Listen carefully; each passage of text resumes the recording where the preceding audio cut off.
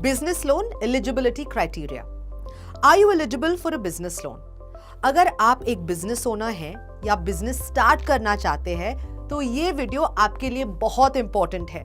आप ध्यान से देखिएगा और एंड में आपको बिजनेस में कैपिटल रेज करने के कुछ इंपॉर्टेंट टिप्स भी मिलेंगे। वीडियो पूरा जरूर देखना। आज के टाइम में बहुत सारे लोग हैं जो 9 to 5 की जॉब्स को छोड़कर या उसके साथ भी अपना खुद का कुछ करना चाहते हैं, और हम ऐसे कई एंटरप्रेन्योर्स को जानते भी हैं जो अपने लेवल पे बहुत अच्छा बिजनेस कर रहे हैं। हर वो जन जो एस्पायरिंग एंटरप्रेन्योर है या अपना बिजनेस 0 से 1 तक लेके आया है और अब एक्सपैंड करना चाहता है, उसके सिलेबस में एक चीज कॉमन है, कैपिटल। कैपिटल के बिना ना बिजनेस स्टार्ट कर सकते हैं ना ही एक्सपैंड, और इसी प्रॉब्लम को सॉल्व करने के लिए बिजनेस लोन एक बहुत ही अच्छा ऑप्शन रहता है।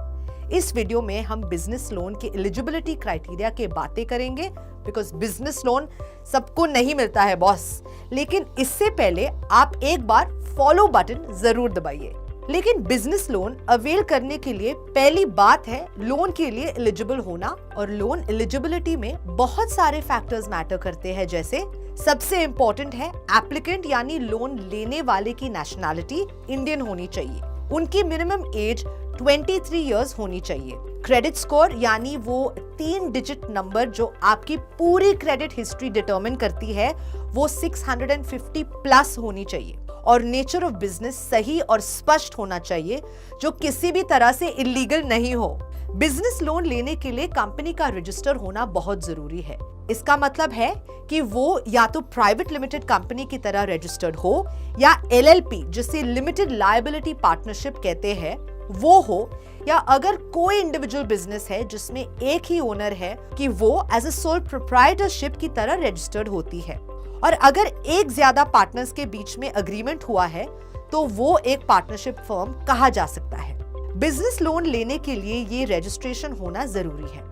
बिजनेस लोन लेने के लिए जैसे हमने शुरुआत में भी बताया था, कुछ बहुत जरूरी बातें समझनी चाहिए।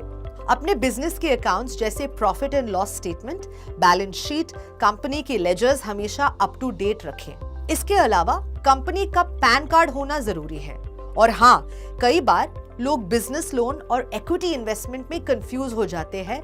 ध्यान रखिए, बिजनेस लोन एक तरह का डेट है और इसमें आपको सिर्फ इंटरेस्ट और प्रिंसिपल अमाउंट यानी लोन अमाउंट ही पे करना होता है।